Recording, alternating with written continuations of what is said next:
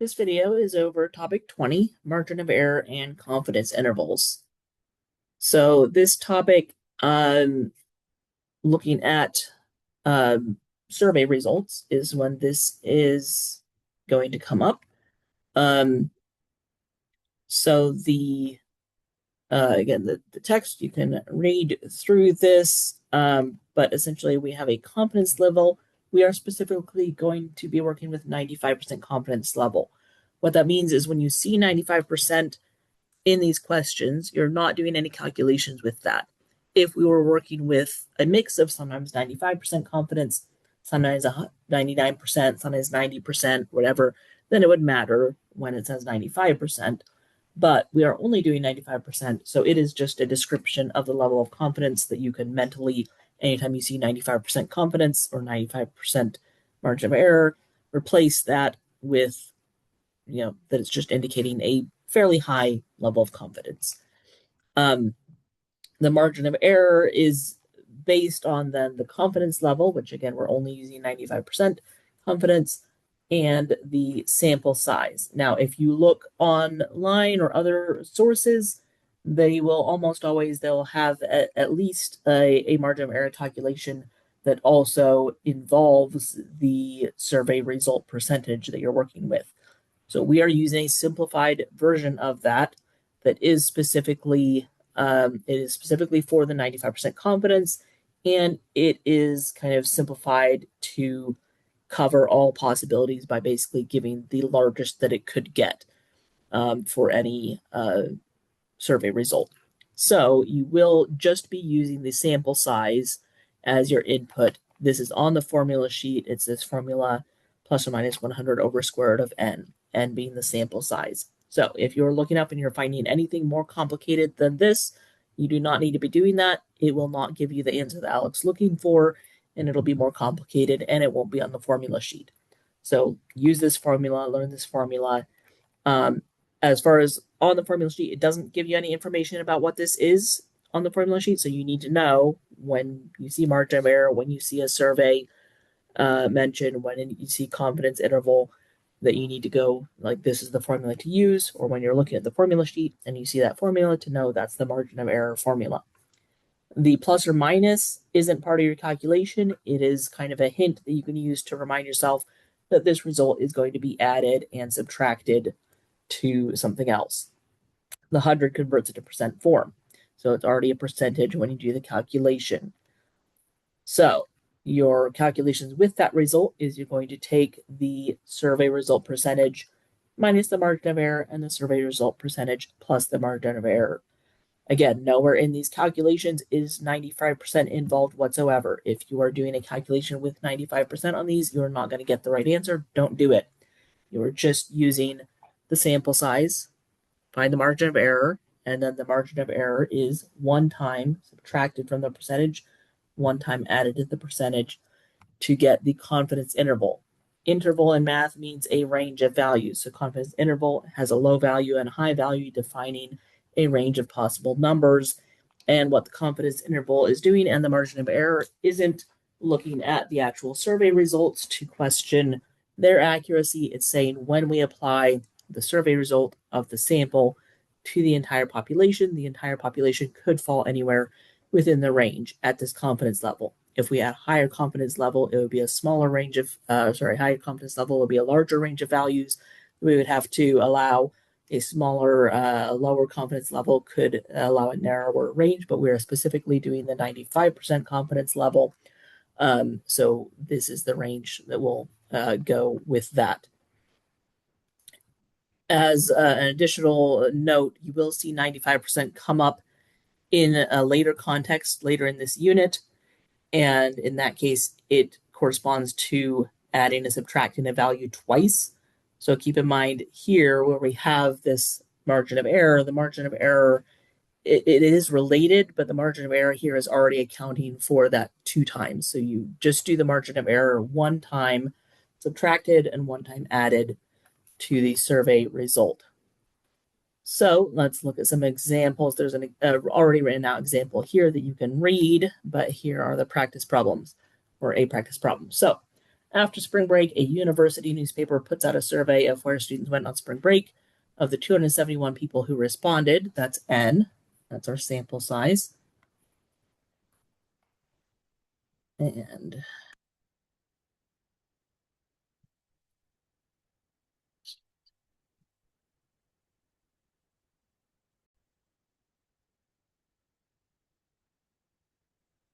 of the 271 people who responded, that's the sample size, N, 25% went to Florida, 14% traveled internationally, and 28% stayed home. So, first, what is the 95% margin of error? Again, I'm not doing any calculation with the 95%. That just tells me this whole thing, the 95% is simply part of this thing that tells me to use the plus or minus 100 over square root of n.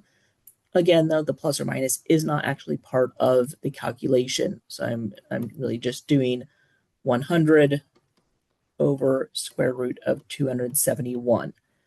Now, you want to make sure that you can do this correctly on your calculator. Different calculators will make this more or less complicated.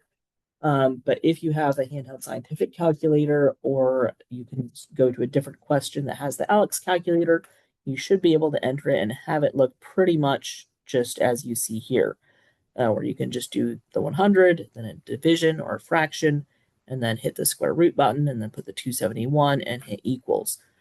On some calculators, you might have to, like, there might be extra equals. So make sure whatever calculator you are going to be using, that you can do this calculation and get this result. Whatever. And we are rounding this to the 10th of a percent, so 6.1%. Okay.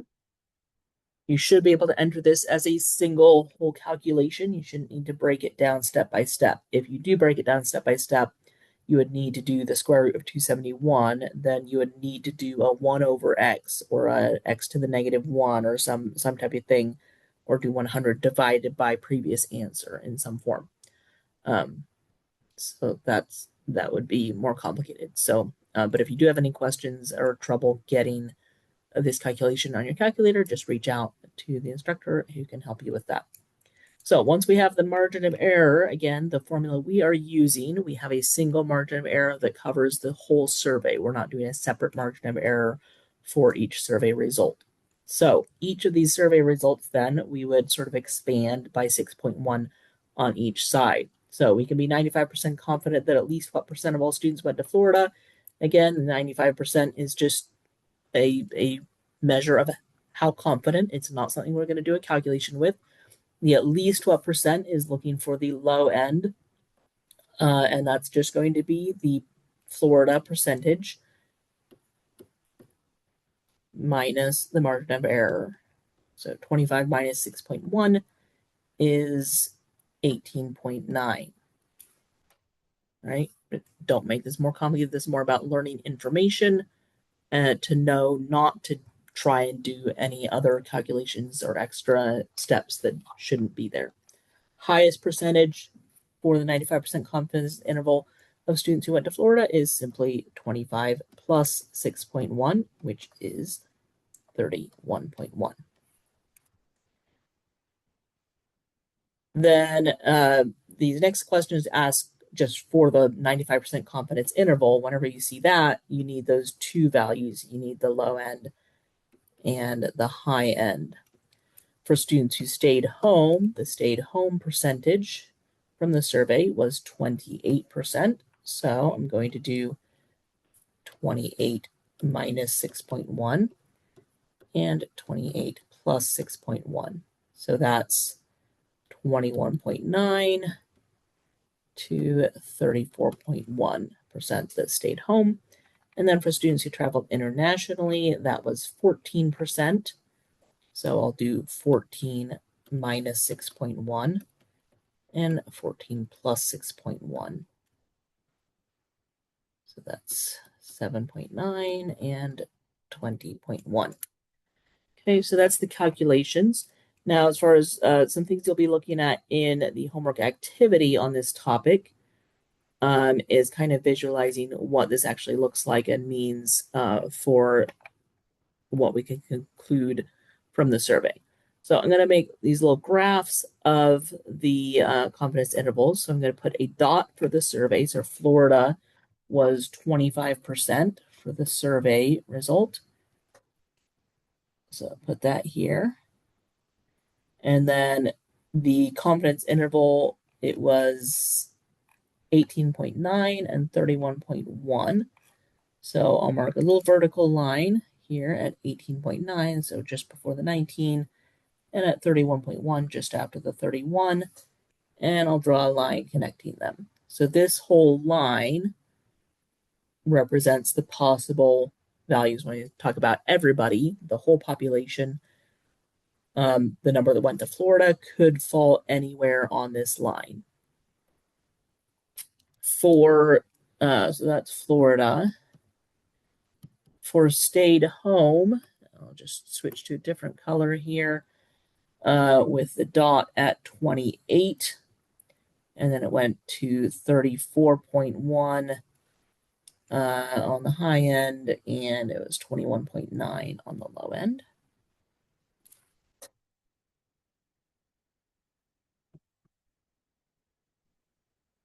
And then for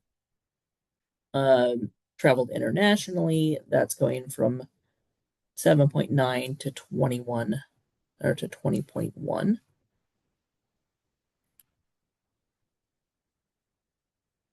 With the dot in the middle at 14.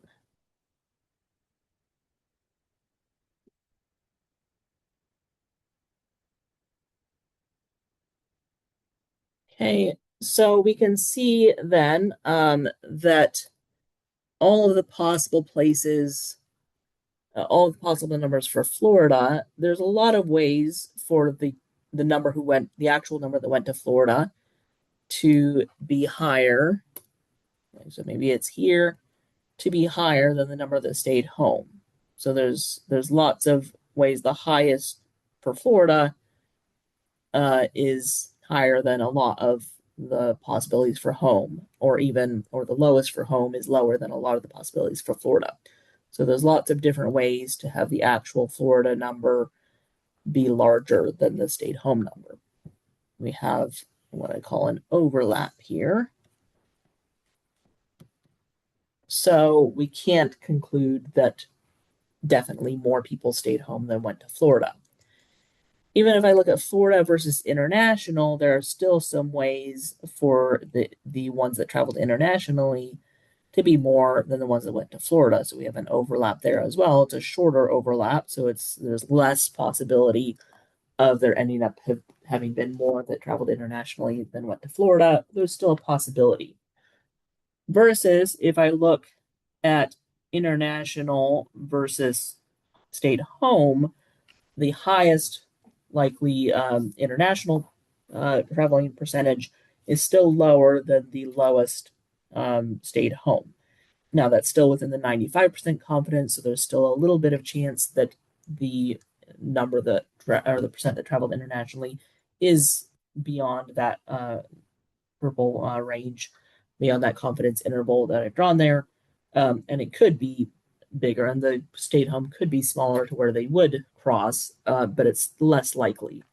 So if I have these statements from most likely true to least likely true, more students stayed home than went to Florida is not super likely. There's that big overlap where, yeah, it's possible, but it's also very much possible that more students went to Florida. More students stayed home than traveled internationally. That is very likely because there's that gap. So it would have to be outside of the 95% confidence interval for that to not be true. So I'll write that very likely. And then more students went to Florida than traveled internationally. Or sorry, that was the, oh yeah, more students went to Florida than traveled internationally. This is the Florida versus international. There's that little gap. So it's possible that that's not true, but it's still pretty likely. And more students stayed home than went to Florida, I would say possible.